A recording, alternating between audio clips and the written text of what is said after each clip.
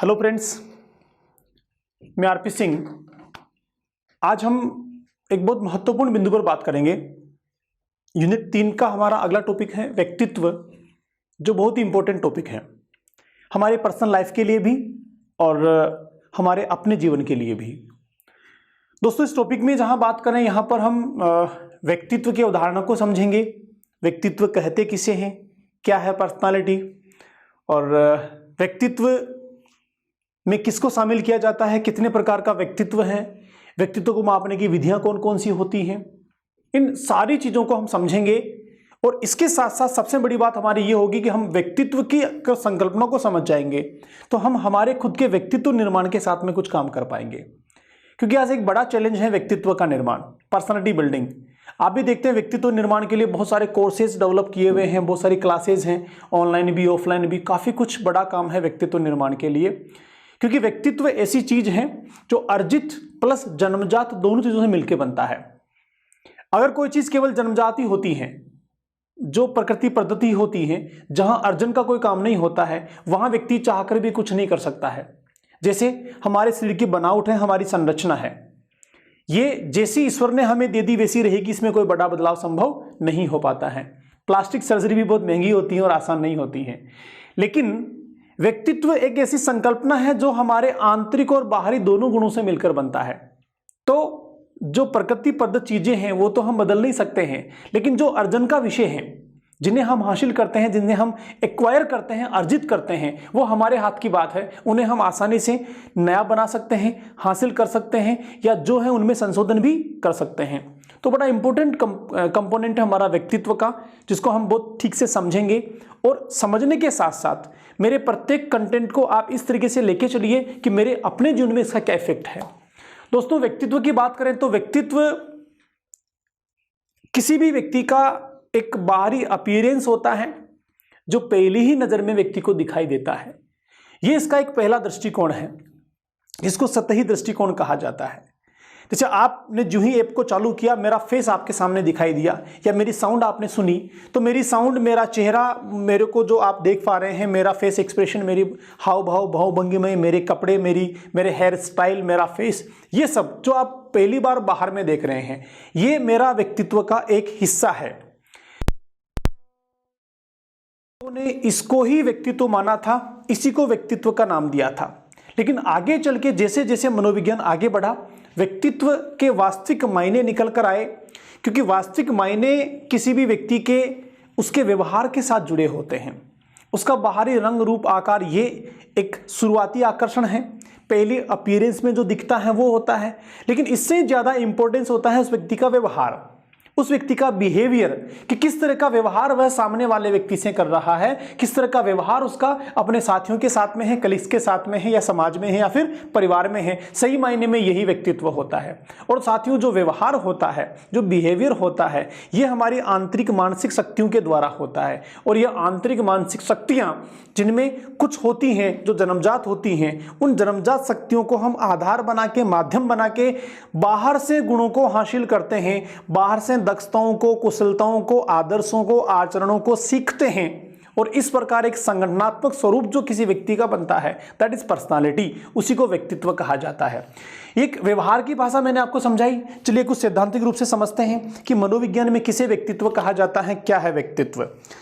साथियों, व्यक्तित्व की बात करें तो व्यक्तित्व को हम इंग्लिश में कहते हैं पर्सनालिटी। और पर्सनालिटी लैटिन भाषा के शब्द पर्सोना से बना है। किससे? पर्सोना से बना है। और पर्सोना का शाब्दिक अर्थ होता है बाहरी आवरण, मुखौटा, या फिर जो बाहर से दिखाई देता है, शुरुआत में दिखाई देता है, उसको कहा जाता है पर्सोना, जिसको हम मुखौटा भी कहते हैं, नकली चेहरा भी कहते हैं, बाहरी आवरण भी कहते हैं, या जो अपीयरेंस होता है, स्टार्टिंग अपीयरेंस होता है, दैट इज पर्सोना। तो शुरुआत में मनोवैज्ञानिकों ने केवल बाहरी आवरण को, जो दिखाई देता है, जैसा सामने से प्रकट होता है, प्रतीत होता है, उसी को सब कुछ माना था व्यक्तित्व का। इसीलिए इस शब्द को व्यक्तित्व की संकल्पना के साथ जोड़ा गया, या फिर व्यक्तित्व की संकल्पना को प्रस्तुत करने के लिए पर्सोना शब्द को मनोवैज्ञानिकों ने सबसे पहले इस्तेमाल किया। देखिए, पर्सनालिटी पर्सनालिटी इंग्लिश में व्यक्तित्व को कहा जाता है।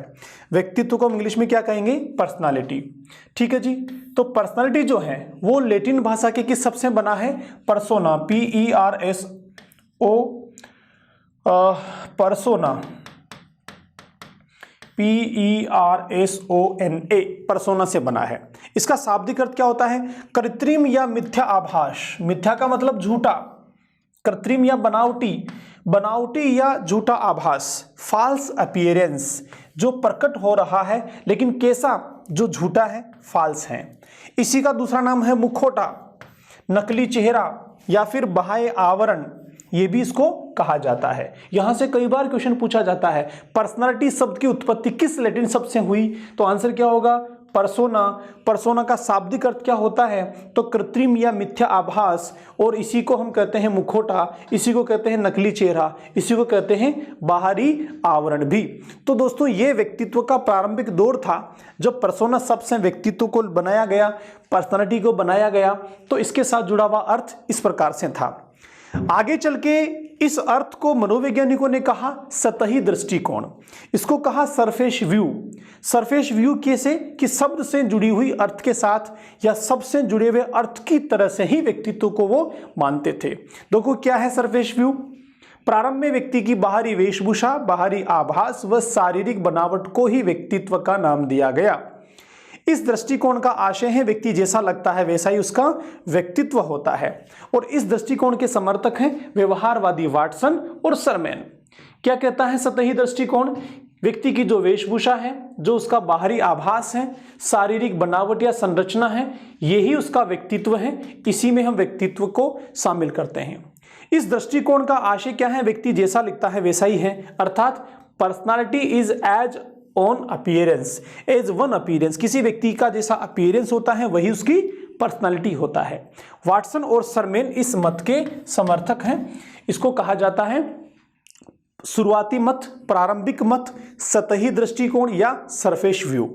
सिंपल भाषा में समझो, शाब्दिक अर्थ जो पर्सनालिटी का पर्सोना से लिया गया है, जो केवल बाहरी अपीयरेंस की बात करता है, बाहरी दिखावट की बात करता है। जैसा मैंने अभी समझाया कि ऐप खोलते ही जैसा मैं आपको दिखा, ये शुरुआती जो मेरा रंग रूप आकार चेहरा, इसको कहा जाता है मनोविज्ञान में व्यक्तित्व की शुरुआती विचारधारा या सतही दृष्टिकोण। लेकिन धीरे धीरे धीरे क्या हुआ? मनोविज्ञान आगे बढ़ा और व्यक्तित्व की अवधारणा जो है वो व्यापक हो गई।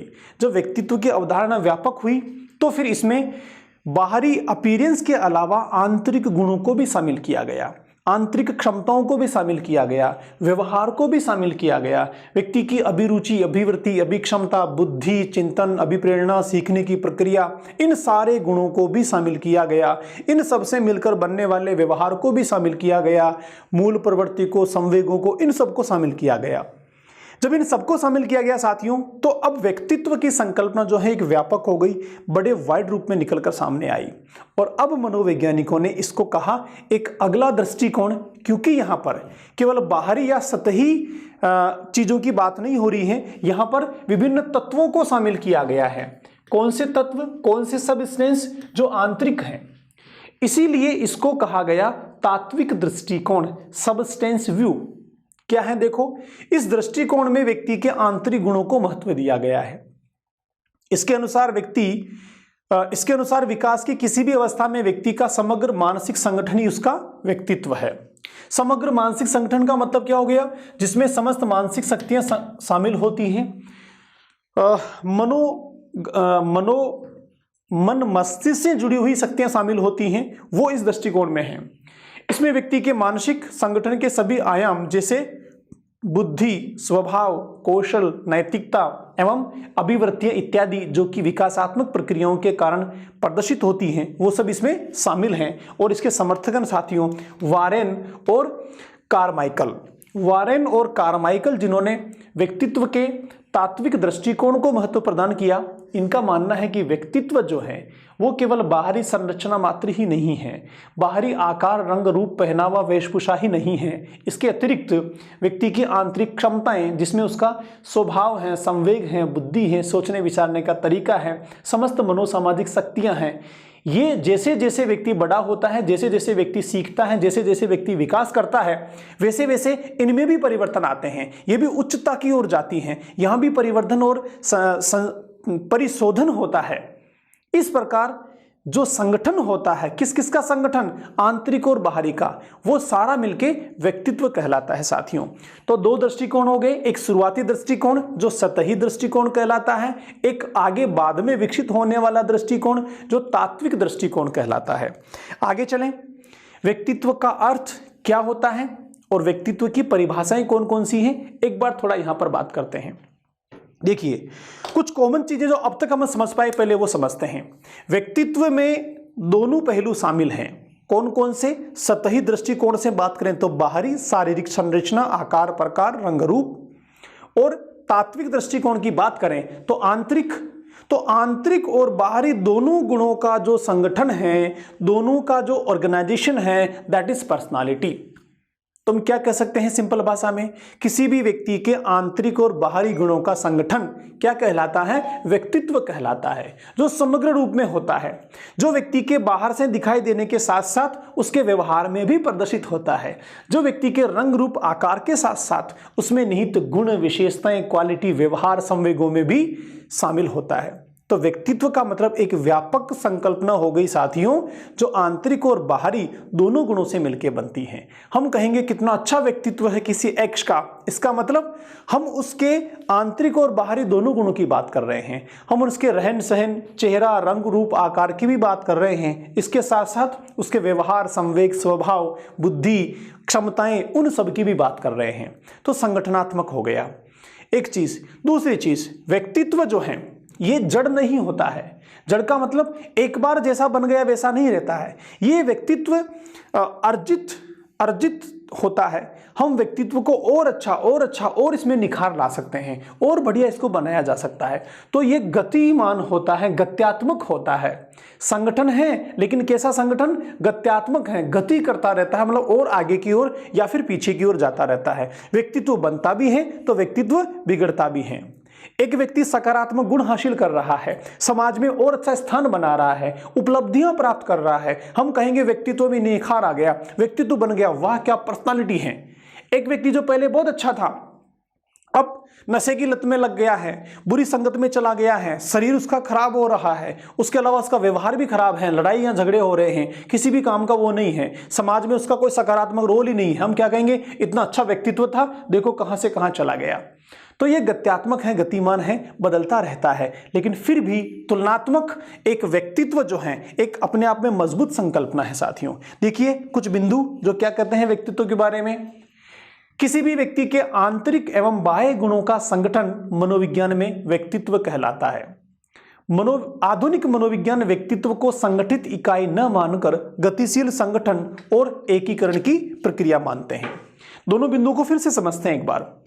दो चीजें हैं, आंतरिक और बाहर, दोनों का संगठन जो है, दोनों का जो ऑर्गेनाइजेशन है वो व्यक्तित्व कहलाता है, न अकेला बाहरी न अकेला आंतरिक। आधुनिक मनोवैज्ञानिक क्या मानते हैं कि संगठित इकाई मतलब एक ही इकाई नहीं है, एक ही इकाई नहीं है, एक इकाई होने के साथ साथ क्या है, ये गतिशील संगठन है, मतलब बदल रहा है।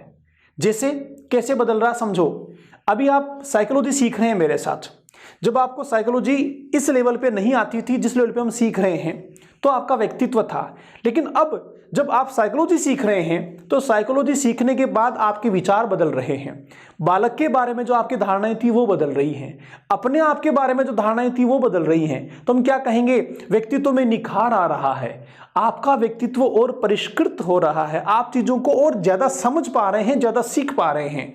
तो क्या हो गया, व्यक्तित्व में कुछ नई चीजें शामिल हो रही है रोजाना की रोजाना, इसलिए गतिशील संगठन है। संगठन क्यों है, क्योंकि जो पहले का था वो तो है ही सही, ये नया शामिल हो रहा है तो संगठन है। गतिशील क्योंकि नया नया आ रहा है।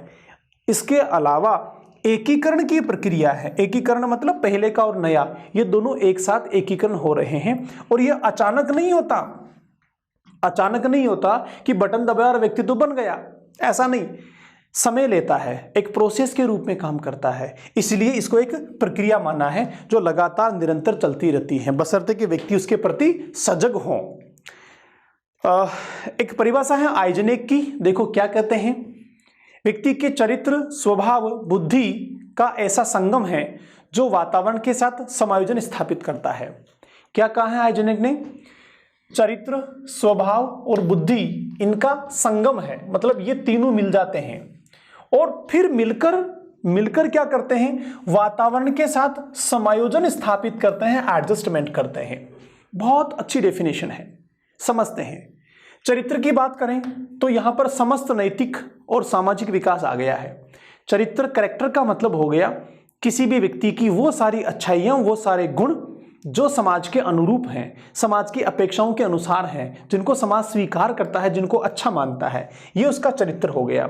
ये जो मैंने कहा उसका विपरीत भी हो सकता है, तो बुरा चरित्र हो जाएगा। अच्छा और बुरा दोनों ही चरित्र होते हैं। स्वभाव का मतलब हो गया जो उसमें संवेग हैं, जो मूल प्रवृत्तियां हैं, जिस तरह की अभिव्यक्तियां हैं, जिस तरह का नजरिया है, ये सब मिलकर स्वभाव बनाते हैं। स्वभाव का मतलब चीजों को कैसे लेता है, सकारात्मक लेता है कि नकारात्मक लेता है, व्यवहार कैसा करता है दूसरों के साथ, ये उसका स्वभाव हो गया। दोस्तों, वास्तविक मायने में किसी भी व्यक्ति का स्वभाव ही उसका सबसे बड़ा गुण होता है। क्यों होता है सबसे बड़ा गुण?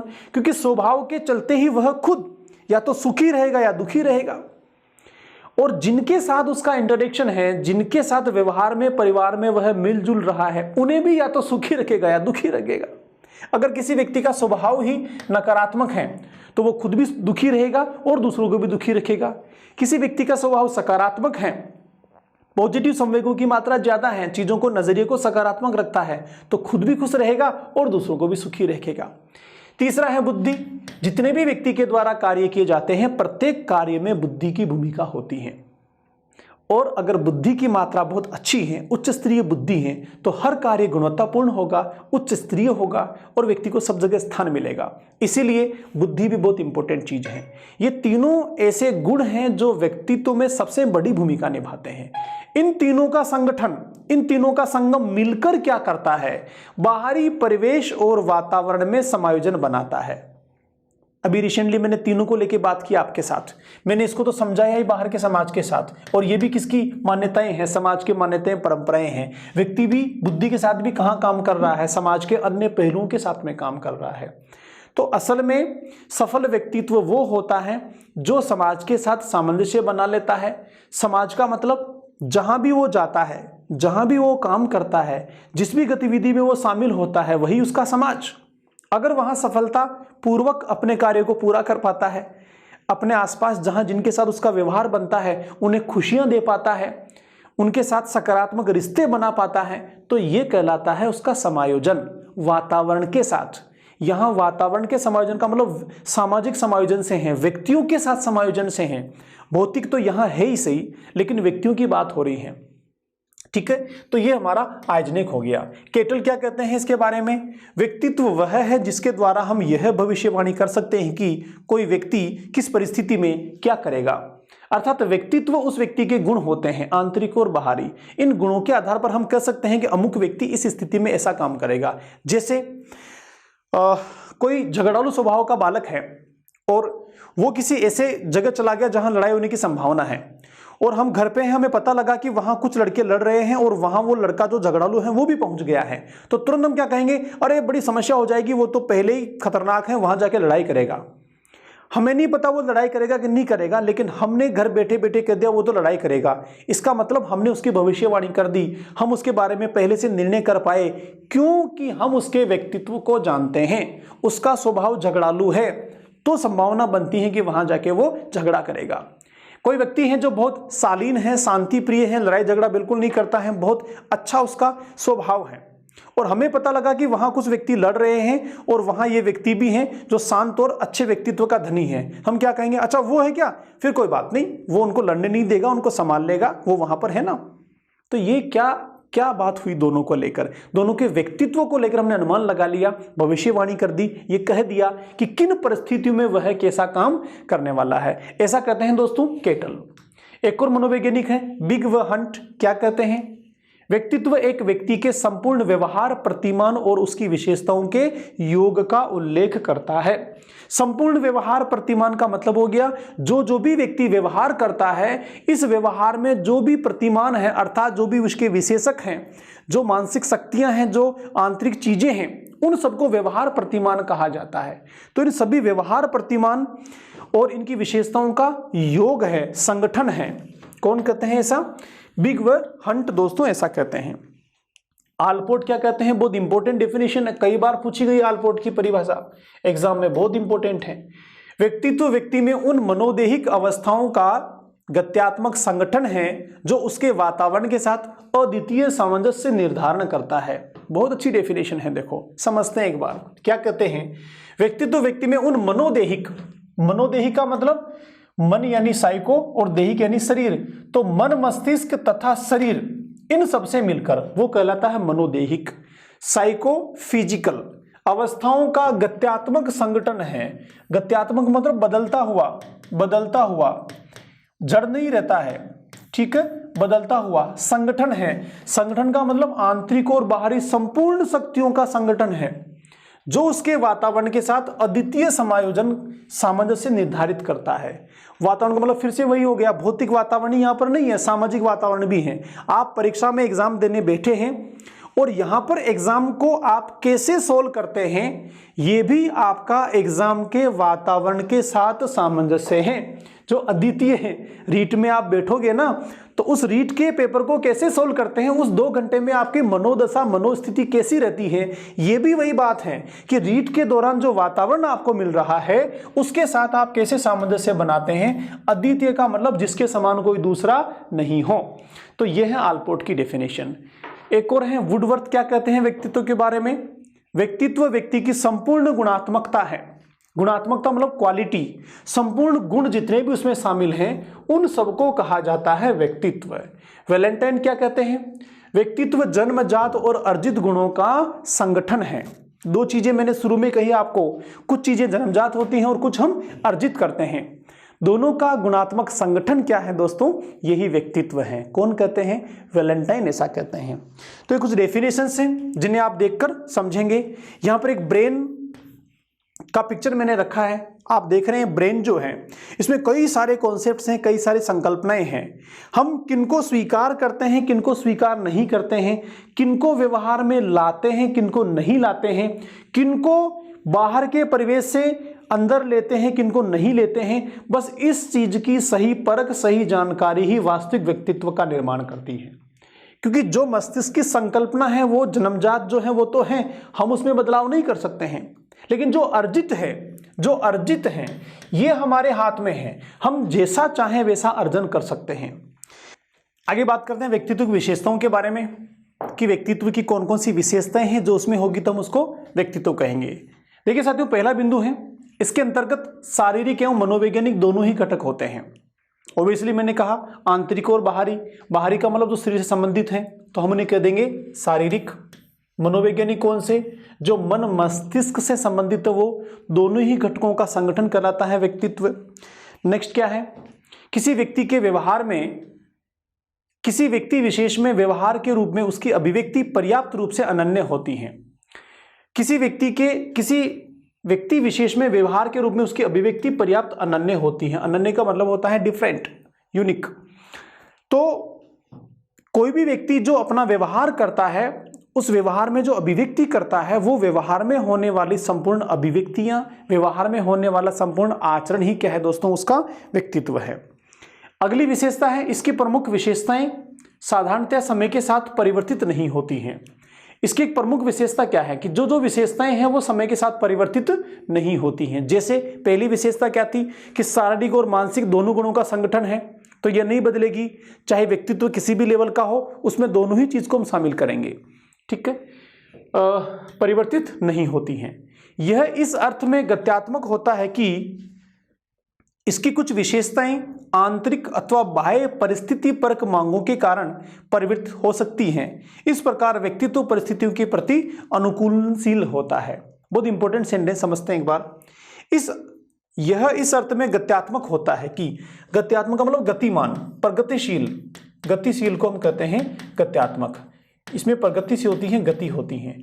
इसकी कुछ विशेषताएं आंतरिक अथवा बाह्य स्थिति परक मांगों के कारण परिवर्तित हो सकती हैं। देखो, बाहरी और आंतरिक स्थिति परक मांगों का मतलब क्या हो गया, पहले हम समझते हैं बाहरी।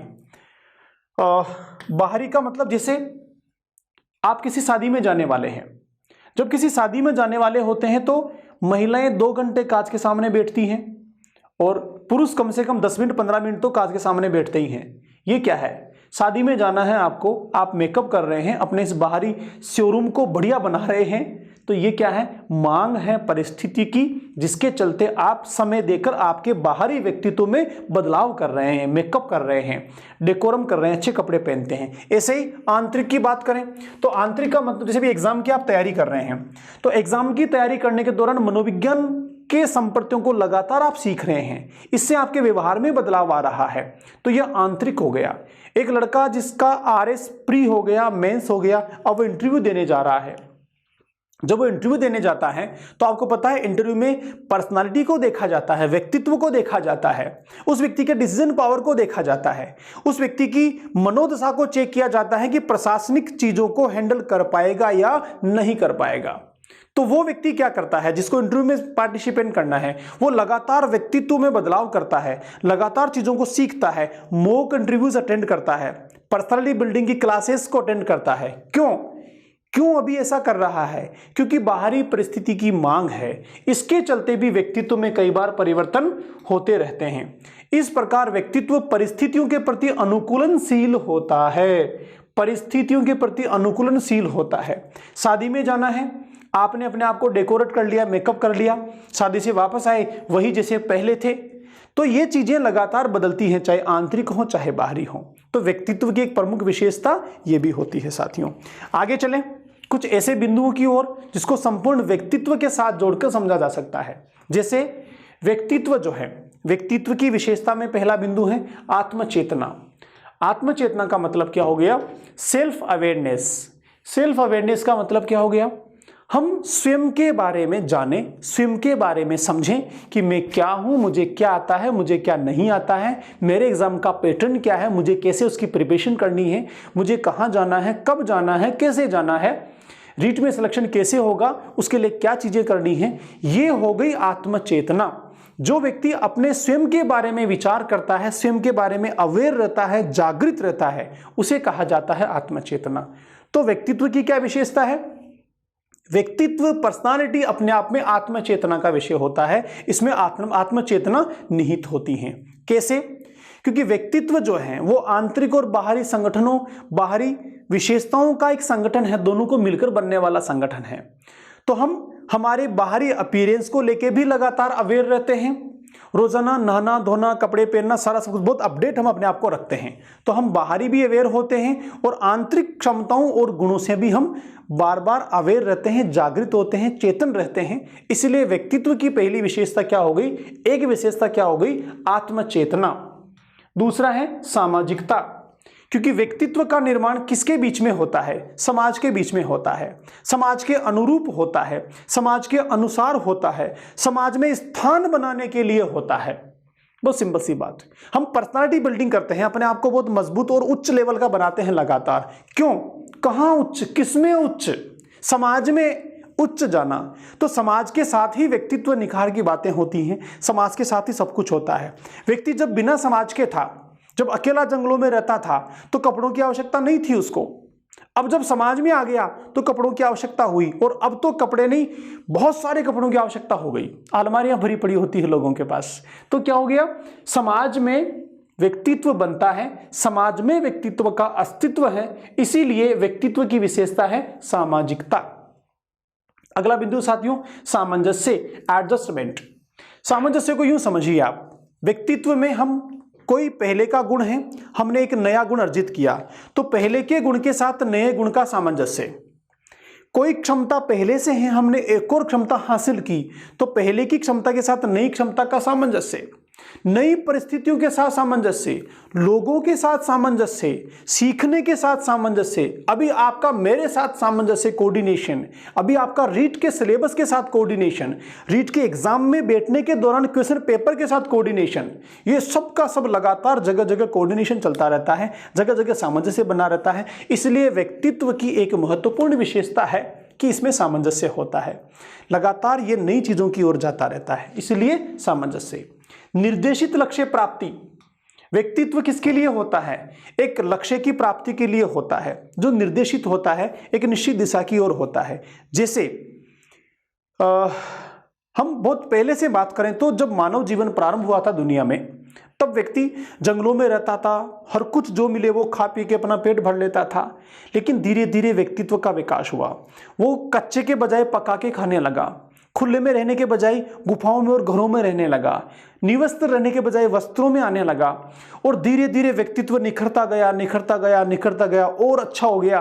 वो घरों में, समुदाय में रहने लगा, व्यक्तित्व में और निखार आया, एजुकेशन बढ़ा, जानकारियां बढ़ी, समझ बढ़ी, आत्मसंपर्क बढ़ा, आत्मचेतना बढ़ी, और विभिन्न आविष्कार हुए, मशीनें बनी, सुख सुविधाएं हुई, बहुत अच्छे रहन सहन के ढंग और तरीके हुए, सैकड़ों विकल्प आए, और हम आज वर्तमान युग में पहुंच गए।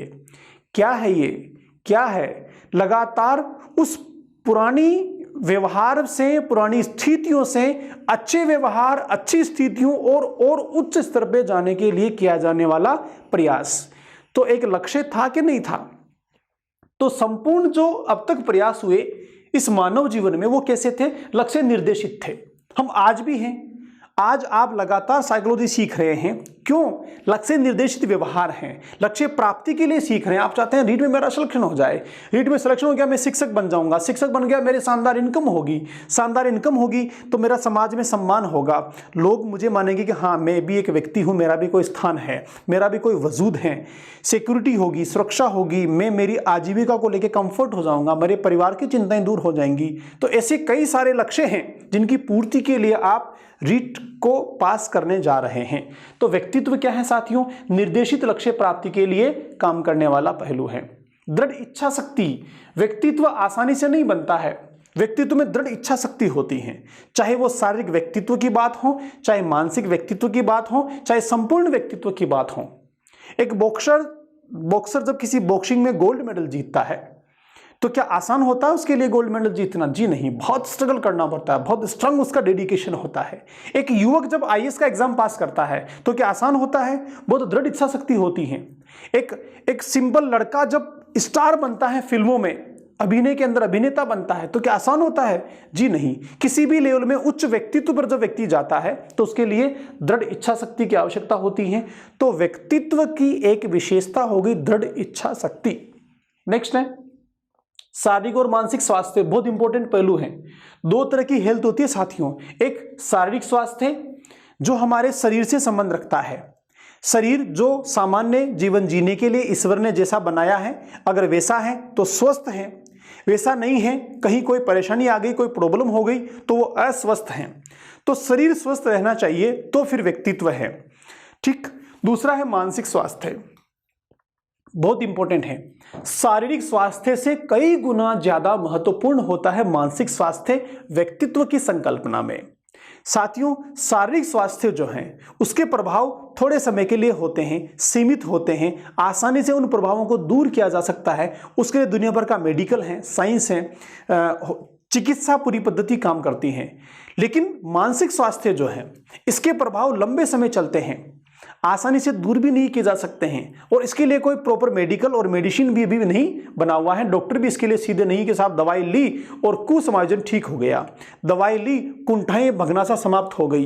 बड़ा मुश्किल है मानसिक स्वास्थ्य को बनाए रखना। आगे हम जब समायोजन पढ़ेंगे तो मैं समझाऊंगा मेंटल हेल्थ का कंपोनेंट क्या होता है।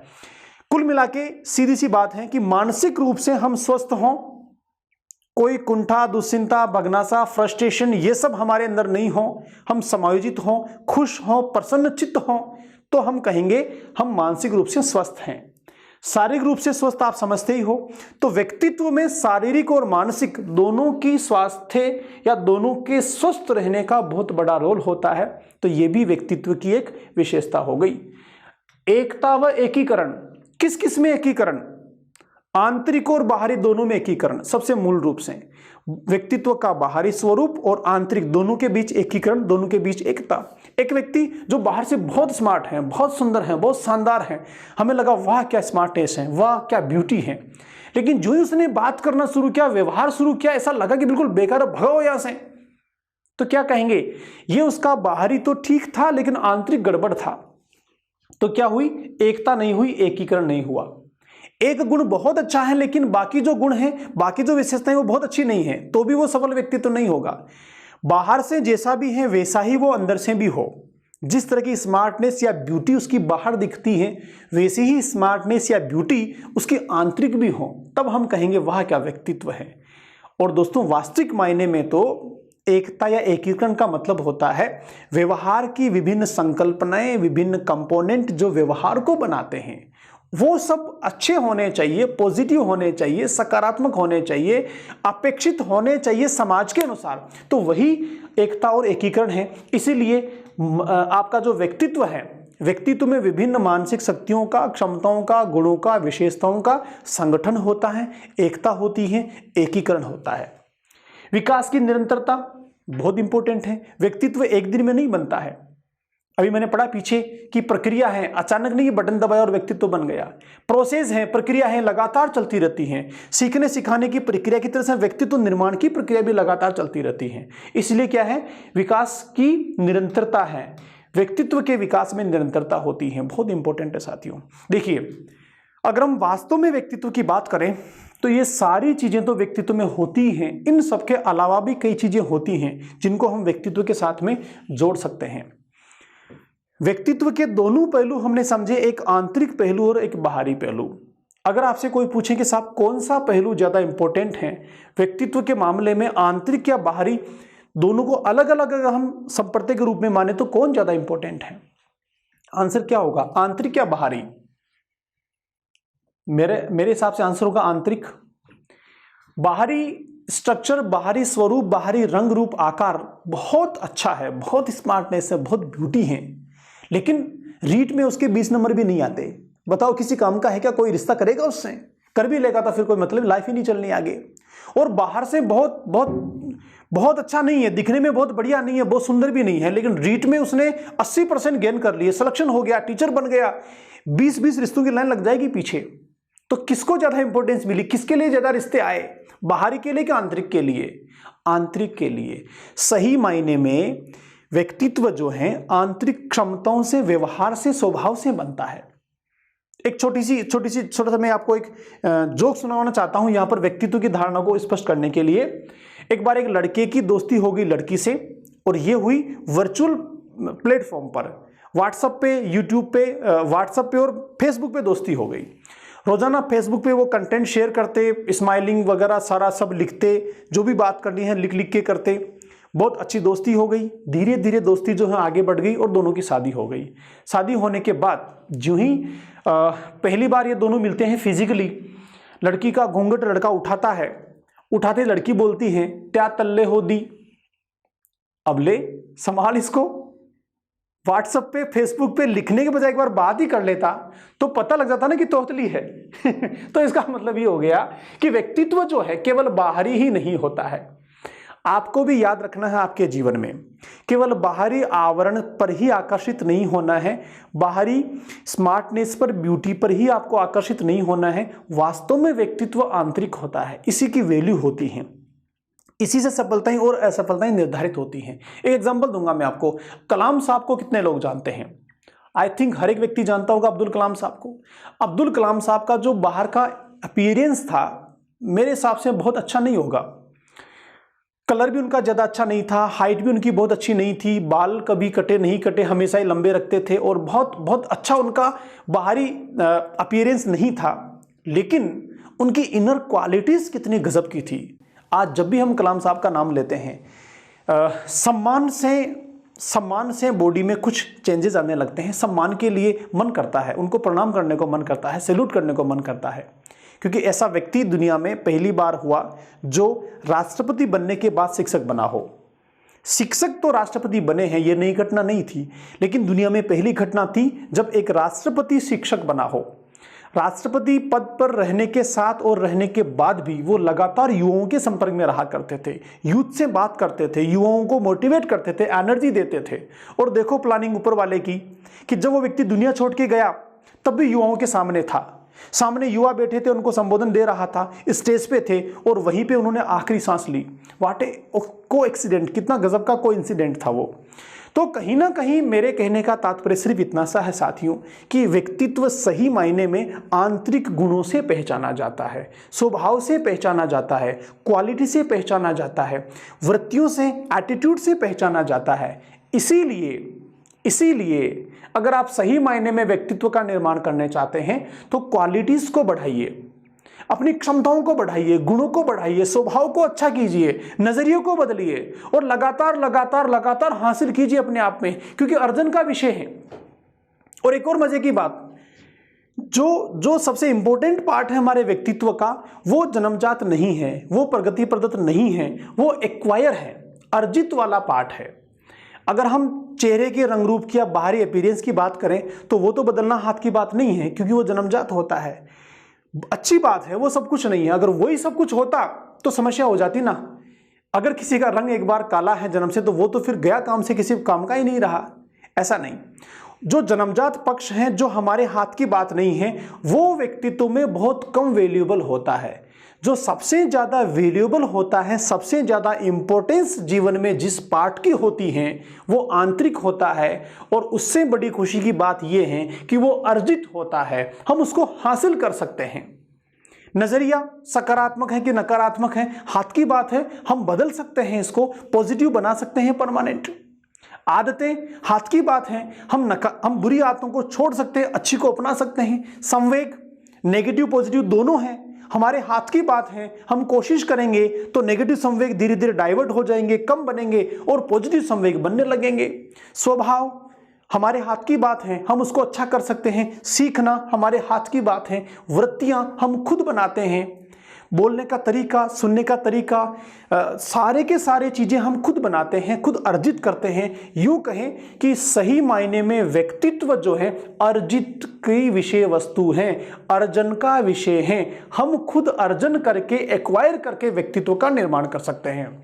तो साथियों, इन सारी चीजों के साथ हम व्यक्तित्व की बेसिक संकल्पना को पूरा करते हैं, बाइंड अप करते हैं आज के सेशन को। मुझे लगता है कि आप व्यक्तित्व की संकल्पना को बहुत ठीक तरीके से समझ पाए होंगे और यह जो डिस्कशन था हमारा आज का, आपके स्वयं के व्यक्तित्व निर्माण में भी काफी कारगर होगा। मिलते हैं अगले सेशन में, तब हम बात करेंगे व्यक्तित्व के आगे वाले पहलुओं पर। नमस्कार।